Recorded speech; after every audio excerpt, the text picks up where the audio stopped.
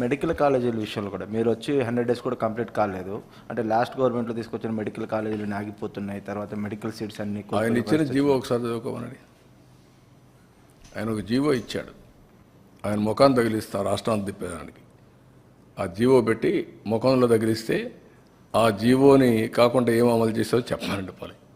నేను స్ట్రైట్ కోసం అడుగుతున్నా. ఆయన బాడీకి గట్టేసి తిప్పుతాం ఆ జీవోని. ఏ జీవో ఇచ్చాడో మీరే చదువుకోండి ఒకసారి పేపర్ వాళ్ళు. మీరు కూడా చదివితే మీకు కూడా ఒక ఐడియా వస్తుంది. అప్పుడు నేను చెప్తాను. ఇలాంటి నేరస్తులకి నేను చెప్పేది ఏంటంటే, బాబాయిని చంపి నారాసుర రక్త చరిత్ర పెట్టేసి తప్పించుకోవాలని ప్రయత్నం చేస్తే అన్నిటిని జరగవు. ఎన్ని తప్పుడు పనులన్నీ చేసి వేరే వాళ్ళ మీద దోసేయాలనుకుంటే జరగవు. ఆ రోజులు అయిపోయినాయి. చెవికి కట్టి చూపిస్తాను ఊరంతా తిప్పి పిచ్చి పిచ్చిగా అనుకుంటున్నా. ఏం చేసావో అన్నీ కూడా అంత ఈజీగా ఆలోచించాలి.